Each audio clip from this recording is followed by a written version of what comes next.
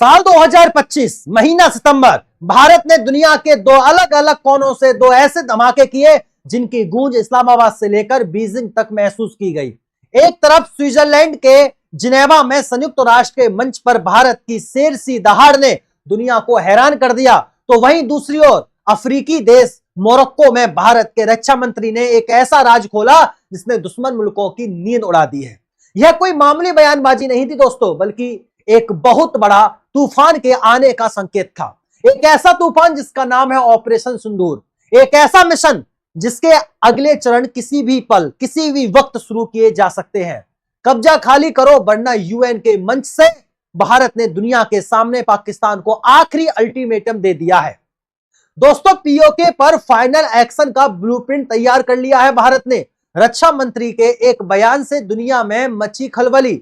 Operation सिंदूर part 2 का खुल गया है राज। 100 किलोमीटर अंदर घुसकर एक्शन लेने की तैयारी से पाकिस्तान में हड़कंप मच गया है। बिना जंग लड़े भारत में शामिल होगा पीओके। दुनिया को हैरान करने वाला भारत का सीक्रेट प्लान एक्टिवेट हो चुका है। संयुक्त राष्ट्र में जब भारत का प्रतिनिधि पाकिस्तान को दुनिया के सामने बेनकाब कर रहा था, ठीक उसी वक्त हजारों किलोमीटर दूर भारत के रक्षा मंत्री यह ऐलान कर रहे थे कि पाकिस्तान के कब्जे वाला कश्मीर यानी पीओके एक दिन भारत का हिस्सा बनेगा और उसके लिए शायद जंग की जरूरत भी नहीं पड़ेगी। एक तरफ दुनिया के सबसे बड़े मंच से खुली चेतावनी दी जा रही है, तो दूसरी तरफ एक ऐसे गुप्त ऑपरेशन का खौफ दिखाया जा रहा है जिसका सिर्फ नाम ही दुश्मन के दिल में दहशत पैदा करने के लिए काफी है। सवाल है कि आखिर क्या करने वाला है भारत और किस तरह से शुरू होगा भारत का ऑपरेशन सिंदूर पार्ट 2। दोस्तों, हम आपको बताएंगे इस धमाकेदार खबर की पूरी कहानी, तो बने रहिएगा वीडियो पर और इस संबंध में आपके जो भी विचार हो कमेंट में लिखकर जरूर बताइएगा। अब कहानी को वहां से शुरू करते हैं जहां से इस पूरे भूचाल की नींव रखी गई। जगह थी जिनेवा और मंच था संयुक्त राष्ट्र मानवाधिकार परिषद यानी यूएनआरसी का 60वां सत्र। दुनिया भर के देश इकट्ठा हुए थे, माहौल गंभीर था। तभी पाकिस्तान के प्रतिनिधि ने अपनी पुरानी आदत के मुताबिक कश्मीर का राग अलापना शुरू कर दिया और भारत के खिलाफ मनगढ़ंत बातें करनी शुरू कर दी। उसे लगा कि वह हमेशा की तरह झूठ का जाल बुनेगा और दुनिया को गुमराह कर देगा, लेकिन वो यह भूल गया था कि यह 1990 का नहीं बल्कि 2025 का भारत है। जैसे ही पाकिस्तानी प्रतिनिधि ने अपना भाषण खत्म कर दिया, तभी भारत की तरफ से जवाब देने के लिए उठे युवा राजनेता क्षितिज त्यागी, और उन्होंने जो कहा वह सिर्फ एक जवाब नहीं बल्कि एक खुली चेतावनी थी। क्षितिज त्यागी ने माइक थामते ही सबसे पहले पाकिस्तान को उसी की भाषा में आईना दिखाया। उन्होंने कहा, यह मंच दुनिया के मानवाधिकार की रक्षा के लिए बना है, किसी एक देश के झूठे प्रचार के लिए नहीं। भारत ने साफ साफ और दो टूक शब्दों में कहा कि पाकिस्तान को भारत के अंदरूनी मामलों में झांकने की बजाय पहले अपने गिरेबान में झांकना चाहिए।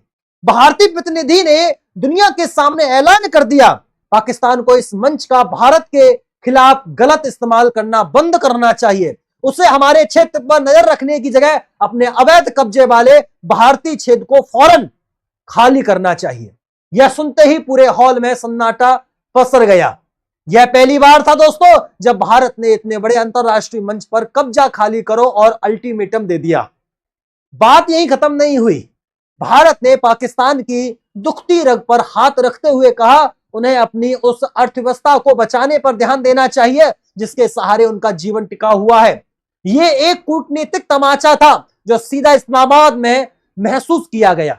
भारत ने दुनिया को याद दिलाया कि कैसे पाकिस्तान से भेजे गए उग्रवादियों ने इसी साल अप्रैल में पहलगांव में अपनी नापाक हरकतों को अंजाम दिया था।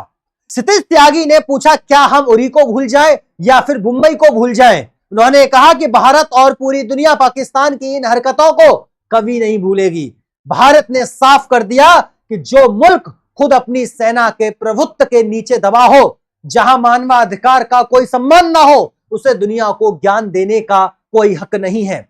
जिनेवा में भारत का यह रौद्र रूप देखकर दुनिया समझ गई कि कश्मीर पर अब भारत रक्षात्मक नहीं बल्कि आक्रामक खेल खेलेगा। यह सिर्फ एक भाषण नहीं था बल्कि पीओके पर भारत के फाइनल एक्शन की भूमिका तैयार की जा रही थी। यह दुनिया को बताया जा रहा था कि भारत अपनी जमीन को एक एक इंच वापस लेने के लिए किसी भी हद तक जाने को तैयार है। जिस वक्त जिनेवा में भारत का राजनीतिक पाकिस्तान को कूटनीतिक के मैदान में ढो रहा था, ठीक उसी समय हजारों किलोमीटर दूर मोरक्को की धरती से भारत के रक्षा मंत्री राजनाथ सिंह वो ऐलान कर रहे थे, जिसे सुनकर पाकिस्तान की पूरी फौज और हुकूमत का हिलना तय था। मोरक्को में भारतीय समुदाय के लोगों को संबोधित करते हुए राजनाथ सिंह ने भारत की सैन्य तैयारियों और भविष्य की योजनाओं का एक ऐसा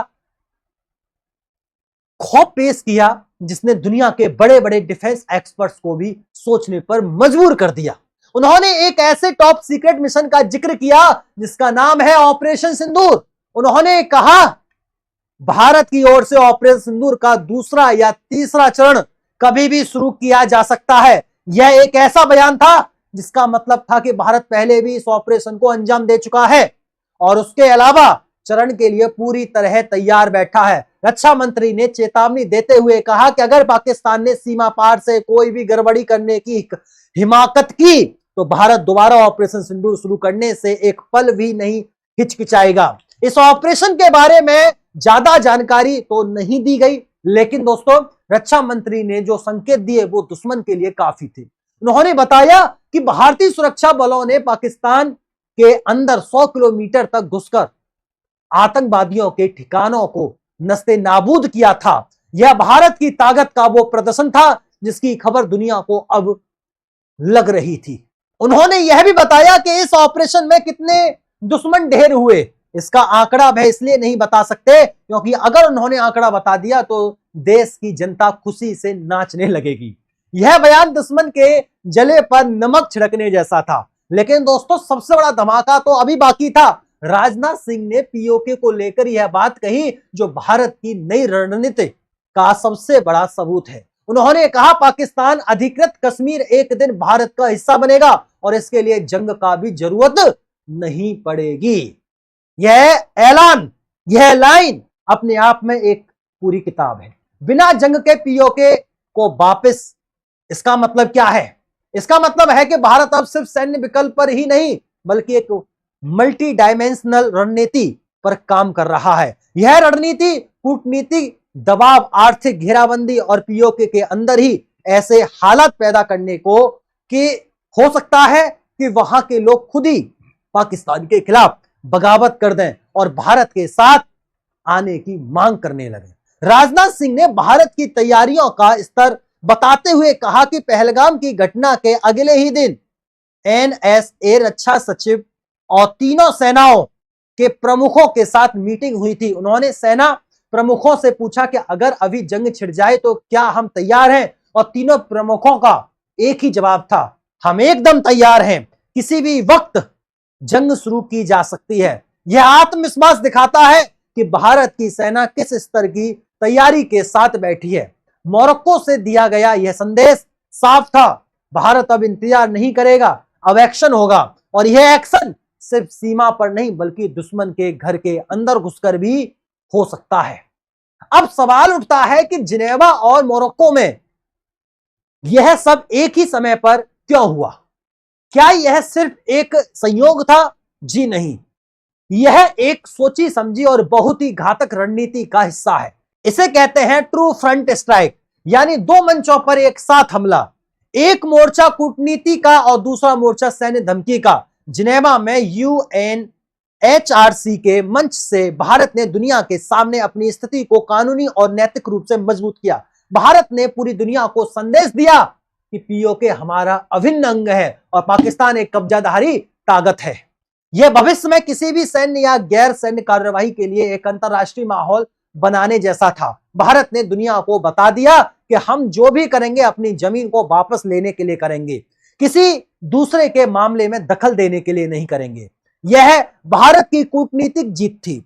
वहीं दूसरी तरफ मोरक्को से रक्षा मंत्री राजनाथ सिंह ने सैन्य तैयारी का डंका पीटकर यह साफ कर दिया कि अगर कूटनीति की भाषा समझ नहीं आई तो भारत के पास दूसरा विकल्प भी हर वक्त तैयार है। ऑपरेशन सिंदूर का जिक्र करके भारत ने पाकिस्तान के मन में एक मनोवैज्ञानिक डर पैदा कर दिया। यह डर है कि भारत कब, कहां और कैसे एक्शन में ले लेगा। इसका अंदाजा लगाना भी मुश्किल है। 100 किलोमीटर अंदर घुसकर कार्रवाई करने की बात सिर्फ एक बयान नहीं बल्कि भारत की नई ऑफेंसिव डिफेंस पॉलिसी का ऐलान है। और इस पूरी कहानी में एक तीसरा एंगल भी है जो भारत की बढ़ती ताकत को और पुख्ता करता है। ठीक इन्हीं दिनों संयुक्त राष्ट्र के प्रवक्ता स्टीफन डुजारिक का एक बयान आया। उन्होंने माना कि सिक्योरिटी काउंसिल की मौजूदा संरचना 1945 की दुनिया को दर्शाता है, 2025 की नहीं, और इसे बदलने की जरूरत है। यह बयान सीधे सीधे भारत की स्थायी सदस्यता के दावे का समर्थन करता है। जब दुनिया की सबसे बड़ी संस्था खुद यह मान रही हो कि अब नियमों को बदलने का वक्त आ गया है, तो इसका मतलब है कि दुनिया भारत को एक नई ग्लोबल पावर के रूप में स्वीकार कर रही है। यह तीनों घटनाएं, जिनेवा की दहाड़, मोरक्को का ऐलान और यूएन का कबूलनामा मिलकर एक तस्वीर बनाती है। यह तस्वीर है कि एक नए शक्तिशाली और आत्मविश्वास भारत की, एक ऐसा भारत जो अब किसी के दबाव में नहीं आता बल्कि दुनिया का एजेंडा सेट करता है। आपको क्या लगता है, पीओके की वापसी का यह बिना जंग वाला रास्ता क्या हो सकता है? क्या ऑपरेशन सिंदूर भारत का अब तक का सबसे बड़ा गुप्त मिशन था? और क्या दुनिया वाकई 2025 में भारत को एक नई महाशक्ति के रूप में स्वीकार करने के लिए तैयार है? अपने विचार कमेंट में जरूर बताइएगा।